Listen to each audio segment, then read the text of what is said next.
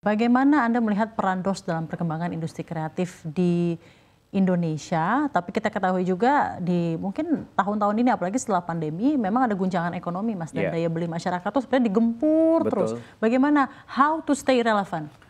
How to stay relevant? Kalau misalnya DOS itu tuh benar-benar sangat mendekatkan diri banget dengan komunitas ya. Ini sesuatu hal yang kita dekat ke komunitas. Ya, jadi kita berusaha memberdayakan komunitas-komunitas yang ada di Indonesia.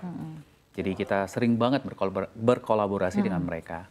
Dan juga ya edukasi yang sangat konsisten yang berkepanjangan ini yang kita jaga. Yang seperti mungkin kalau misalnya bisa saya bilang sekarang ini di DOS sendiri dalam 1 bulan itu kita memiliki 40 sampai 50 event. Oh, banyak eventnya ya. Event itu dan Anda punya tim event sendiri? Kita punya tim event sendiri. Jadi sebenarnya bukan event apa tapi lebih ke workshop, photo hunting. Jadi memang edukasi yang kita perkuat terus, kita jaga terus bagaimana supaya hasrat orang untuk foto itu tidak hilang.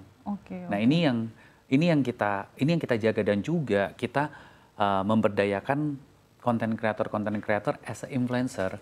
Nah, tren ini tuh menjadi satu tren sehingga semua brand juga melakukan yang sama, kompetitor juga melakukan yang sama sehingga ya saling muter, jadi saling terjaga sih, Safrina. Oke, saya juga ingin tanyakan mungkin kepada Mas Tahir, menarik sekali untuk melihat visi Anda untuk DOS mungkin 5 sampai 10 tahun ke depan seperti apa, Mas?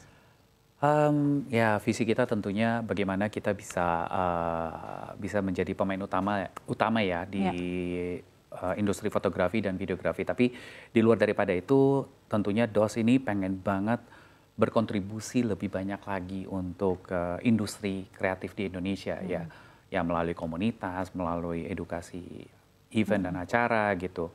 Dan tentunya sih pengennya bagaimana DOS bisa menjadi salah satu pemain besar bukan hanya di Indonesia tapi di Asia Tenggara. Di Asia Tenggara. Exactly. Dan mungkin terakhir ya, saya yakin regulasi-regulasi yang dikerahkan oleh pemerintah, regardless apapun itu pasti akan juga sangat memiliki andil untuk mendukung industri-industri kreatif yang ada tentunya ya. Kreatif nanti juga multipliernya ke retail seperti Anda dan lain-lain. Nah, apa aspirasi Anda dari pelaku usaha tentunya ya? Regulasi-regulasi apa sebenarnya yang menurut Anda bisa semakin mendukung gerak industri kreatif khusus untuk fotografi, videografi di Indonesia dan tentunya nanti akan memiliki dampak yang baik untuk retail industri Anda? Kalau regulasi untuk kreatif sih sebenarnya saya kurang paham sih, Safrina. Ya, cuman kalau berhubungan dengan kita sih mungkin regulasi apa ya? Apakah taxation dalam hal ini, atau VAT dan lain-lain? Ya, mungkin kalau misalnya regulasi import yang cukup mengganggu daripada kita sebagai retailer ya tentunya ya. Ini ya banyak hal yang mesti diperbaikin sih ya. Dan ini cukup berpengaruh terhadap cukup berpengaruh. Jadi kayak misalnya ya contoh gampangnya lah misalnya ketika kita sebagai importer untuk memasukkan barang ini untuk dijual di Indonesia, banyak sekali dokumen-dokumen yang mesti kita penuhin. Ya, tetapi kalau misalnya as a personal beli melalui website di luar, kirim ke Indonesia, itu tidak perlu comply dengan aturan-aturan yang diperlukan. Hanya cukup bayar pajak, barang tersebut bisa diterima oleh konsumen. Jadi ibarat kata kalau misalnya kita yang pengen bisnis, jadi sulit gitu loh. Karena waduh banyak sekali nih, harus ada sertifikasi ini, harus ada ini dan sebagainya gitu. Jadi yang nanti kalau misalnya ini terjadi terus, akhirnya nanti orang beli ke luar negeri aja. Belinya melalui online dari luar, kirim ke Indonesia gitu loh. Yang dimana mereka tidak perlu ngurus dokumen apa-apa. Tadi seperti Anda sampaikan memang how to stay relevant adalah untuk terus menjaga close-knit hubungan Anda dengan community-community yang ada gitu ya. Mungkin event-event apa yang selama ini Anda lakukan bersama dengan community dan ini juga terjalin secara lama dan akhirnya berpengaruh terhadap sales dan juga performa bisnis Anda?